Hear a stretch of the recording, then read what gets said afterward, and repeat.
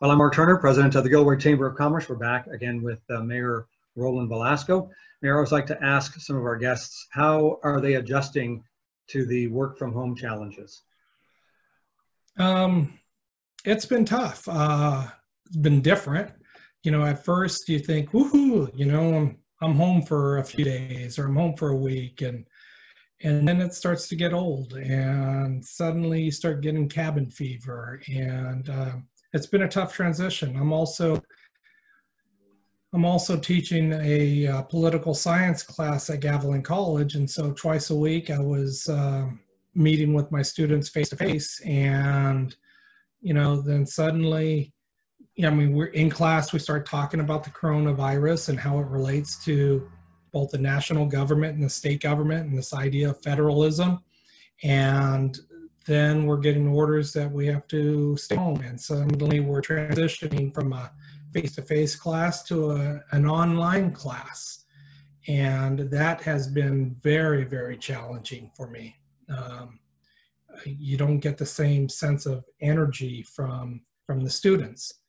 My wife is also working from home, so she is, kind of barricades herself in her office, and I don't see her for most of the day because she's working. But what's interesting is right now, as far as the city of Gilroy is concerned, we are slowly trying to get our people back into the workplace because the work of the city doesn't necessarily stop. We are starting with some of our building inspectors. Our permitting staff will be going back to the office so they can start moving projects through the pipeline again. We will have planning commission meetings that will be online via WebEx. We will start to do some of the landscape services. What was interesting is when all this happened back in the middle of March, the grass was all cut, and you're not thinking of that as an essential service. And then suddenly, with some rain and some good weather, the grass is tall and those things need to get mowed, and garbage needs to get dumped. So those services are ramping back up again. And then I guess what I'm most pleased about is, the city of Gilroy has really stepped up with regards to our senior community. Talk about, it being hard to stay at home. Our seniors need some socialization. They need to be able to see other people. Not just the socialization aspect of it, but they also need the nutrition that comes from our senior center. And so during the first half of March, we've supplied over 670 meals to seniors. All of April, we provided over 1,600 meals to our senior community. And just in a few days of May so far, another 651 lunches went out the door to our seniors. So in total, over 2,900 meals have gone out to our senior community. And that's something I think the city of Gilroy should be very proud of. You're right, and I think they are. And we have certainly got a giving community. We've learned that certainly over the last several months, how generous our residents really are. Now, Mayor, you've been in public service, really in the city, for a total of about 14 years. You're ending your time as mayor at the end of this year. Tell me, what are some of your proudest moments, and what have been some of your more challenging moments? I think I'm proud of my commitment to the city of Gilroy. I'm proud of my commitment to the community of Gilroy.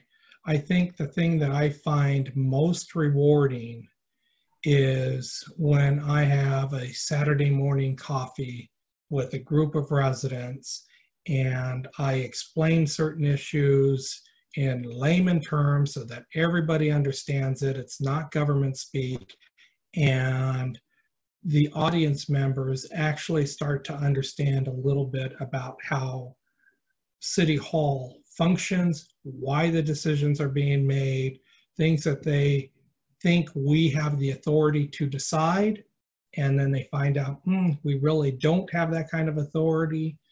Decisions are being made, whether it's at the county level, as in the case of COVID, or at the state level, which is the case with housing. So I think by educating the public is one of the most rewarding experiences for me. Obviously, one of the most challenging,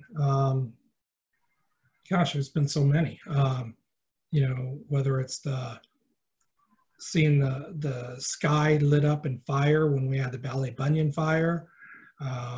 Most recently, we had the Garlic Festival shooting incident. And truth be told, that took a lot of gas out of me.